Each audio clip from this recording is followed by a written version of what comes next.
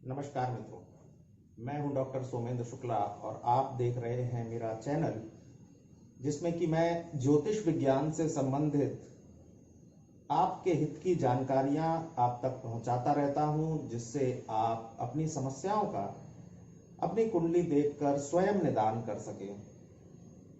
मित्रों, मैंने नोटिस किया है कि जितनी भी क्वेरीज एस्ट्रोलॉजर्स के पास आती हैं उनमें से अधिकतर विवाह से संबंधित होती है। जैसे कि मेरा विवाह कब होगा, या मेरा वैवाहिक जीवन खराब चल रहा है, या मेरे जीवन में तलाक की नौबत आ गई, या इस तरह की बहुत सारी क्वेरीज जो विवाह या वैवाहिक जीवन से संबंधित होती हैं, एस्ट्रोलॉजर्स के पास लेकर लोग पहुंचते हैं। मैं चाहता हूं कि इन क्वेरीज को वीडियोस के माध्यम से यदि आप तक इनके सॉल्यूशंस पहुंचा सकूं तो आपकी ये क्वेरीज आप स्वयं शांत कर सकते हैं, देख सकते हैं, जानकारी प्राप्त कर सकते हैं और अलग अलग एस्ट्रोलॉजर्स के पास आपको भटकना नहीं पड़ेगा। एक एक करके मैं इन सारी क्वेरीज पे वीडियोस डालूंगा। सबसे पहले तो मैं रिक्वेस्ट करूंगा कि इसमें जो आज वीडियो मैं बना रहा हूं कि आप अपनी कुंडली से कैसे जान सकते हैं कि आपका विवाह कब होगा। तो सबसे पहले आपको चाहिए कि आप मेरे चैनल के शुरू के 2-4 वीडियोस अवश्य देख लीजिए, क्योंकि तभी आपको पता चल पाएगा कि प्रथम भाव कौन सा होता है, पंचम भाव कौन सा है, या सप्तम भाव कौन सा है, या विवाह का स्थान कौन सा है। तो शुरू के 1-2 वीडियोस यदि आप देख लेंगे ज्योतिष सीखिए सीरीज के, तो आपको ये वीडियो बहुत आसानी से समझ में आ जाएगा। और अगर आपने चैनल सब्सक्राइब नहीं किया है तो मेरी रिक्वेस्ट है चैनल सब्सक्राइब कर लीजिए और बेल आइकन दबा दीजिए, जिससे मेरे वीडियोस जैसे ही मैं पोस्ट करूं आप तक तुरंत पहुंच सके। तो आइए शुरू करते हैं आज का वीडियो कि आप अपनी कुंडली से किस तरह जान सकते हैं कि आपका विवाह कब होगा। बहुत लोगों की जिज्ञासा रहती है कि मेरा विवाह कब होगा। तो मित्रों, सबसे पहले विवाह के लिए ज्योतिष विज्ञान में 3 शर्तें निर्धारित की गई। विवाह के योग जीवन में कई बार बनते हैं और विफल हो जाते हैं। तो विवाह का योग सफल तभी होता है जब ये 3 शर्तें पूरी होती हैं। कौन सी हैं वो 3 शर्तें? प्रथम शर्त है आयु की। यदि विवाह का योग 2 वर्ष की आयु में, 4 वर्ष की आयु में बन रहा है तो वो निष्फल हो जाएगा, या 90 वर्ष की आयु में बन रहा है, 85 वर्ष की आयु में बन रहा है तो उसके भी निष्फल हो जाने की संभावनाएं काफी ज्यादा होंगी। हाँ, पश्चिमी देशों में तो 85 वर्ष की आयु में, 90 वर्ष की आयु में भी विवाह योग पूर्ण होते हुए देखे गए। तो सबसे पहले आयु, उसके बाद आपकी तैयारी, आप विवाह के लिए तैयार हैं या नहीं। बहुत सारे लोग कहते हैं कि मैं विवाह करूंगा ही नहीं। तो यदि आप विवाह के लिए तैयार नहीं हैं तो कोई भी विवाह का योग कुंडली का आपको विवाह में नहीं ले जा सकता है या आपका विवाह नहीं करवा सकता है। ये 2 शर्तें पूरी हो जाती हैं, तब तीसरी चीज जो है वह है प्लेनेटरी कॉम्बिनेशंस और ग्रहों की दशाएं। किस तरह के ग्रह किस आपके भाव में कहां पर विद्यमान है, किस ग्रह की क्या गोचर में स्थिति है, वह तीसरी शर्त है। तो पहली 2 शर्तें पूरी हो जाने के पश्चात आइए देखते हैं कि कुंडली में किस तरह के ग्रह योग विवाह करवाते हैं। सबसे पहले जो सबसे महत्वपूर्ण चीज देखनी होती है विवाह का समय निर्धारित करने के लिए, वह है महादशा। किस ग्रह की महादशा चल रही है। आप अपनी कुंडली किसी भी सॉफ्टवेयर से बना लीजिए, उसमें आपको महादशा देखने को मिल जाएगी। तो किस ग्रह की महादशा में विवाह हो सकता है, आप इसको नोट कीजिए। यदि आप अंतिम तक पूरा वीडियो देखेंगे तो निश्चित तौर पर आप अपने विवाह का समय निर्धारित कर लेंगे, स्वयं ही, बिना किसी एस्ट्रोलॉजर के पास जाए, बिना एक भी रुपया खर्च किए हुए।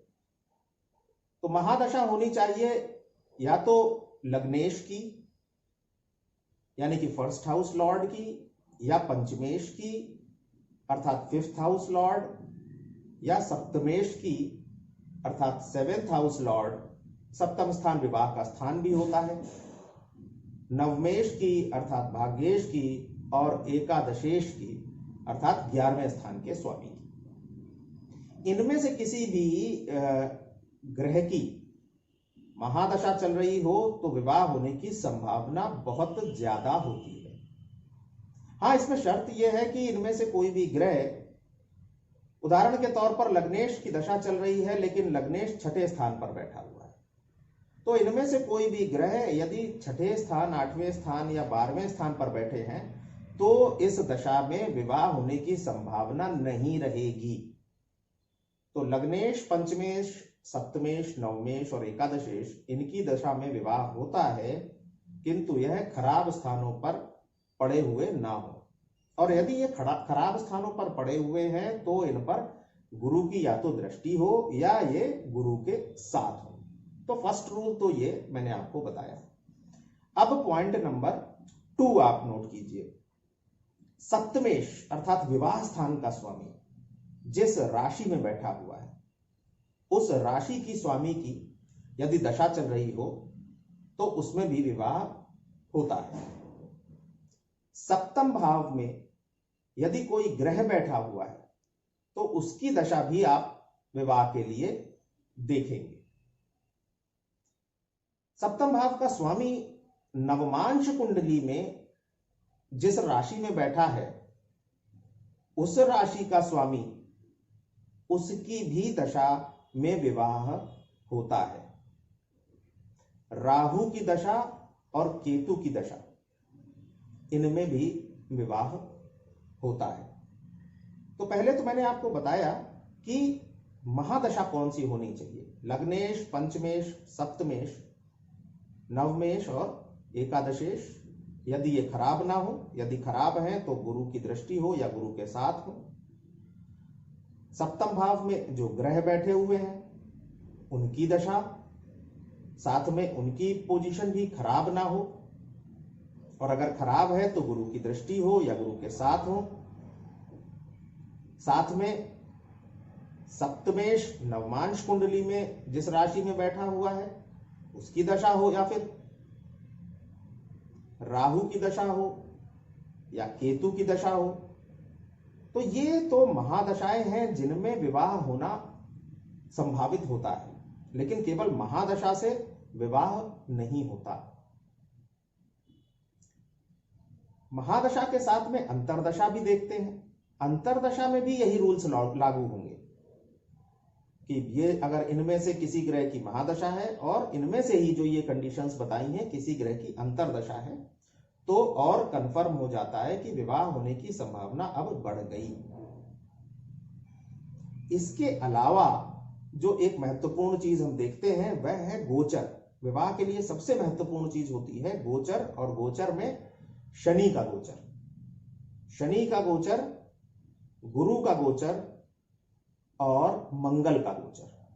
यदि शनि का गोचर लग्न पर से हो रहा हो, लग्नेश पर हो रहा हो, सप्तम भाव पर हो रहा हो, या शुक्र पर हो रहा हो, या तुला राशि पर हो रहा हो, तो लगभग कंफर्म हो जाता है कि इस महादशा में, इस अंतरदशा में और इस गोचर में विवाह होगा।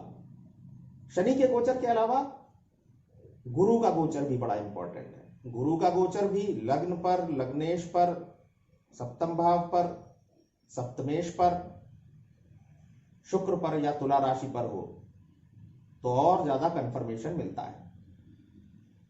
और तीसरा, मंगल का गोचर यदि लग्न, लग्नेश, सप्तम भाव, सप्तमेश, शुक्र या तुला राशि पर हो तो लगभग कंफर्म हो जाता है कि विवाह इस दशा में, इस अंतरदशा में, इस गोचर में जो समय निकल कर आता है उस समय पर विवाह हो जाएगा।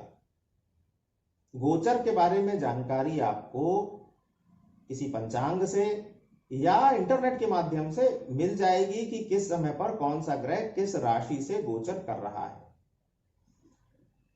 अर्थात एक बार समरी अगर मैं बताऊं तो महादशा पहले देखेंगे, फिर अंतरदशा देखेंगे, जो रूल्स मैंने बताए हैं उसके लिहाज से, उसके हिसाब से।